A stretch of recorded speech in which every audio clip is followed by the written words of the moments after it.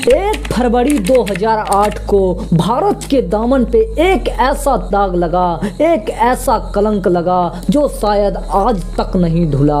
एक तरफ भारत का कैप्टन पूरी तरीके से कूल था, तो दूसरे तरफ कंगारू के कैप्टन एग्रेशन का शहंशाह और घमंड का बादशाह रिकी पॉन्टिंग था। 2007 T20 वर्ल्ड कप में भारत से हार के बाहर होने वाली ऑस्ट्रेलियन टीम पूरी तरीके से बौखलाया हुआ था और उसके बाद पहला T20 मैच खेलने MCG के मैदान पर उतरता है और कंगारू कैप्टन टॉस जीत करके बॉलिंग करने का फैसला लेते हैं। लेकिन जिस तरीके से गुस्से भरी नजरों से कैप्टन कूल MS धोनी को रिकी पॉन्टिंग घूर रहे थे, मानो ऐसा कह रहा हो आओ देखते हैं किसमें कितना है दम, खुला चुनौती दे रहा हो। लेकिन दोस्त, रिकी पॉन्टिंग कोई ऐसा वैसा नाम नहीं था। उन्हें दुनिया का सबसे सक्सेसफुल कैप्टन कहा जाता था क्योंकि उन्होंने अपनी कैप्टेंसी में ODI वर्ल्ड कप की हैट्रिक लगा दिया था। वहीं दूसरी तरफ MS धोनी नए नए T20 वर्ल्ड कप जीत के आ रहे थे।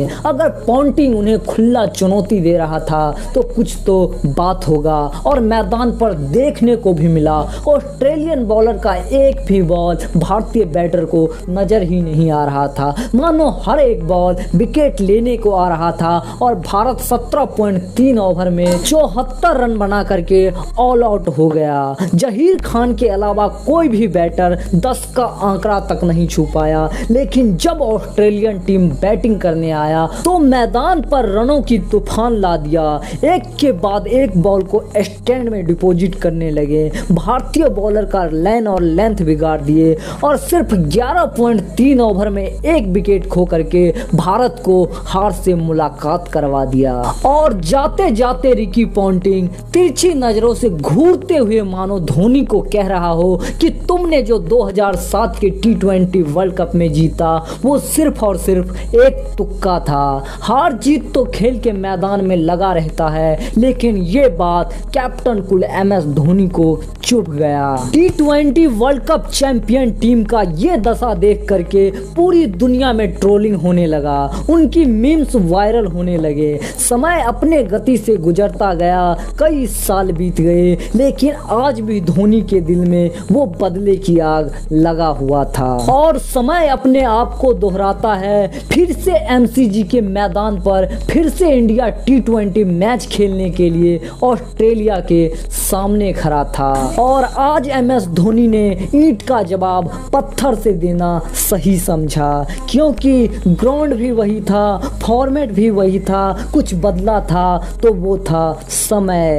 कई सालों से MCG के मैदान पर कंगारुओं का विजय रथ चलता आ रहा था। इस पिच पे उन्हें बैटिंग करना बहुत रास आता था, इसीलिए टॉस जीत करके बैटिंग करने का फैसला लिया। लेकिन दोस्त, समय का चक्र अब घूम चुका था, वक्त पूरी तरीके से बदल चुका था। बैटिंग करने उतरे कंगारुओं बैटर को भारतीय बॉलर का बॉल दिखाई ही नहीं दे रहा था। एक के बाद एक बैटर आ रहे थे, लेकिन भारतीय बॉलर के बॉल के आगे पूरी तरीके से घुटने टेक देते थे। ग्राउंड तो उनका था, लेकिन राज भारतीय बॉलर का चल रहा था और 19.4 ओवर में 131 रन पे उनका बोरिया बिस्तर पैक हो गया। फिंच ने 32 और वेड ने 36 रन की पारी खेल करके कंगारुओं की इज्जत तो जरूर बचाया, लेकिन उसे उतारने के लिए अब मैदान पर वीरेंद्र सहवाग के साथ गौतम गंभीर आ चुके थे और आते ही एक के बाद एक बॉल को स्टैंड में डिपॉजिट करने लगते हैं।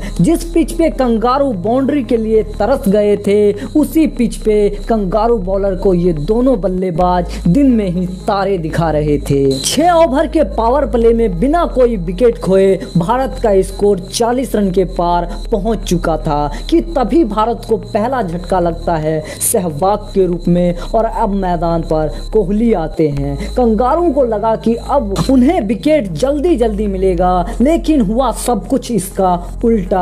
उनके ही घर में घुस करके विराट कोहली और गौतम गंभीर खूब कूट रहे थे। देखते ही देखते गंभीर का 50 भी पूरा हो गया। दूसरे तरफ विराट कोहली 31 रन बना करके पवेलियन जरूर लौट गए, लेकिन अब जो मैदान पर आए उनका नाम था MS धोनी। और सालों से चला आ रहा इस मैदान पे कंगारुओं के विजय रथ को बीच मैदान में ही गाड़ देते हैं। भारत 2 विकेट खो करके इस लक्ष्य को आसानी से पा लिया और पूरा सुध समेत ऑस्ट्रेलिया से उस हार का बदला लिया।